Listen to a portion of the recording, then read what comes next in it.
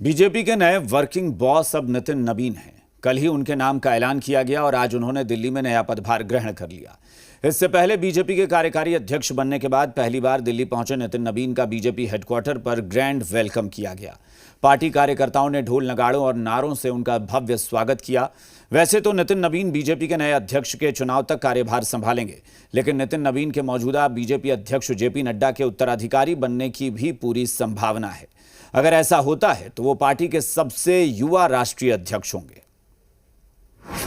चुनावी जीत पर बिहार को बड़ी सौगात, राष्ट्रीय कार्यकारी अध्यक्ष पद लगा हाथ, नितिन नवीन को मिली बीजेपी की कमान।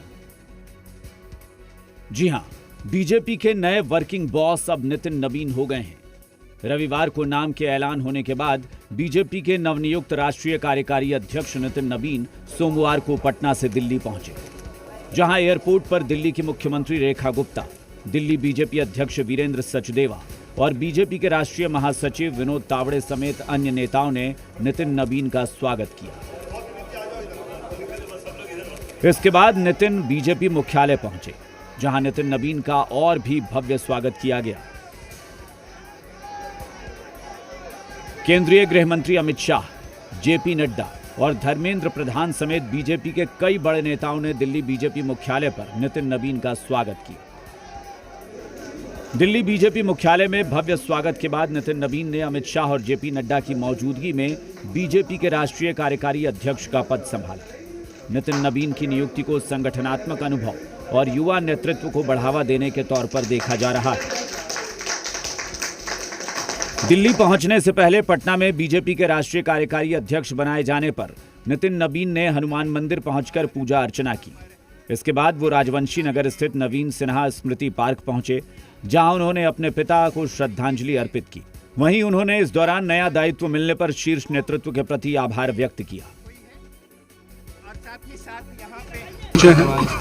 और मेरा ये मानना है कि पिताजी का आशीर्वाद, उनके जो सोच थी, उनके जो विचार थे, पार्टी को हमेशा आगे माँ के समान समझना, देश को हमेशा ऊंचाइयों पर रखना और खुद को हमेशा उसके पीछे रखकर काम करना।